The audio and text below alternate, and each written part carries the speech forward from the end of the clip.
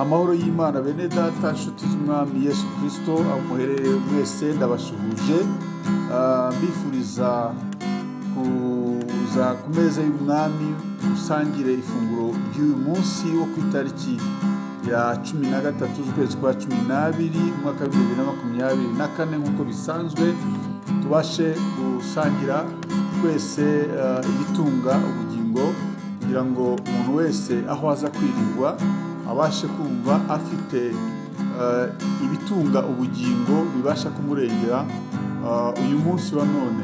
Rero nk'uko bisanzwe ndagira ngo mbere y'uko twinjira mu ijambo nyirizina mbabwire insanganyamatsiko cyangwa se teme y'uyu munsi y'ijambo wubakiraho ugenderaho. Insanganyamatsiko iragira iti kubana n'abantu bisaba kwihangana. Kubana n'abantu bisaba kwihangana. Mbere y'uko twinjira mu ijambo nyirizina reka mbanze baririmbire indirimbo ntoya iri mu gitabo cyo gushimisha ibice ni 318 mu ndirimbo zo gushimisha.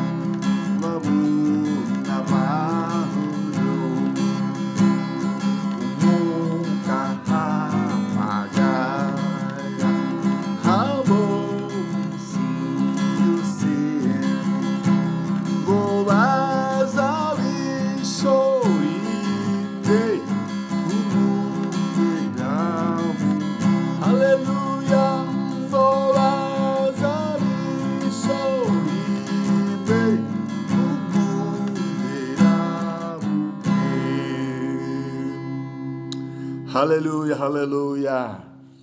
Intego y'umwami wacu Yesu Kristo yadusigiye ni ukuba umwe. Ariko Satani yazanye gucamo ibice abantu, abavugaga rumwe bakavuga bitandukanye, kugira ngo badabasha gushyikira ubwiza bw'Imana.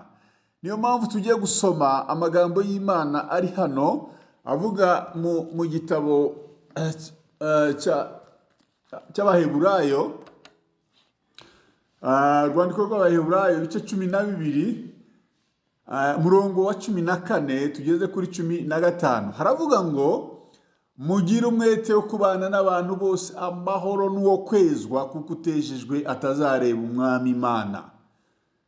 Reka dusubiremo. Haravuga ngo mugire umwete wo kubana n'abantu bose amahoro n'uwo kwezwa, kuko utejejwe atazareba umwami Imana.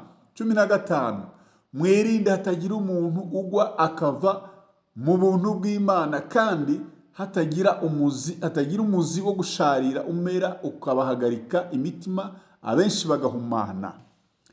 Iri jambo ritukangurira kugira umwete wo kubana n'abantu bose amahoro, ndetse no kugira umwete wo kwezwa, tukezwa ngo kuko utejejwe atazareba umwami Imana.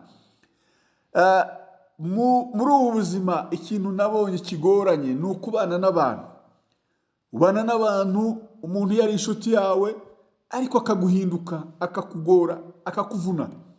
Ukorana n'umuntu mu kazi akaguhinduka, akakuvuna, akakugora, akakugambanira. Ubana n'umuntu mu rugo akakugora, akakuvuna, akakugora, akakurusha.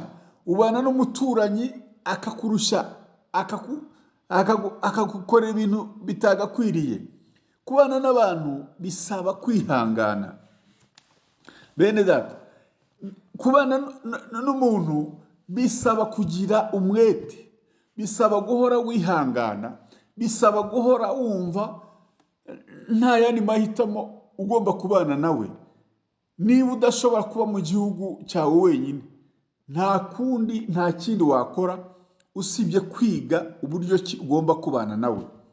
Kubana n'umuntu rero nta kindi bisaba, ni ukwihangana, ukamenya uburyo umwitwaraho, ukamenya uko ubana nawe, ukihangana, nta yandi mahitamo.